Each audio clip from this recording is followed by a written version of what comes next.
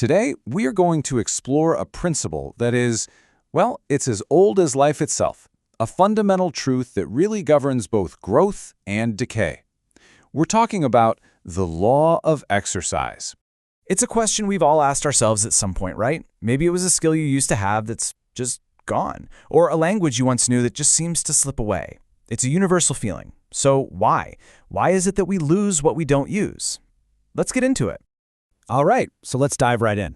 The answer isn't some big, complicated secret. In fact, it all comes down to a really fundamental law of nature.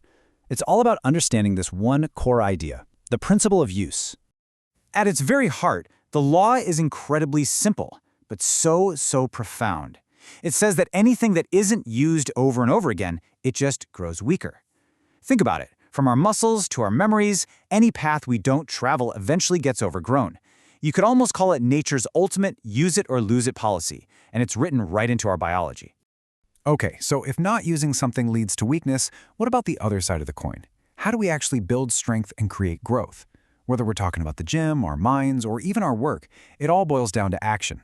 And that's exactly what we're going to explore next. Now, this is absolutely crucial to understand. Strength isn't a passive thing. It's not something you're just given or something you can hang on to by just standing still. No, it has to be earned. And it's earned through a very specific process that involves two key ingredients: action and opposition. This whole process really breaks down into 3 simple steps. First, it all starts with consistent, repetitive action. You can't just do something once. You have to do it again and again. Then, that action has to go up against some kind of resistance. There has to be a challenge, some force pushing back. And when you combine those 2 things, you get the final result: greater strength. That right there, that's the cycle of growth. You know, this idea, it's far from new. Actually, it's more like an ancient echo. You can find it in foundational texts from thousands of years ago that connect this very principle to the definition of life itself. So yeah, this is not some modern productivity hack. We're talking about a timeless truth. The moving creature that hath life, and every living creature that moveth. See that? The emphasis on moving and moveth? That's not an accident. The ancient wisdom here is that movement isn't just something life does, it's what life is. It's the physical expression of just being alive. So let's bring all of this together. We've looked at the definition, the process, and even its ancient roots. What are the core takeaways we should really hold on to from this law? Okay, first and most important, what isn't used weakens. That's just the default setting in nature.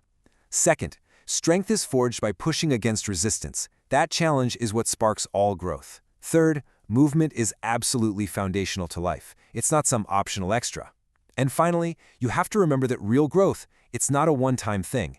It takes consistency and repetition. It's a journey. And that brings us to a final question, one that brings this law directly into our own lives. Because this principle doesn't just apply to our muscles. It applies to our minds, our skills, our relationships, everything. So take a moment and just ask yourself, what in your life needs more movement to grow stronger?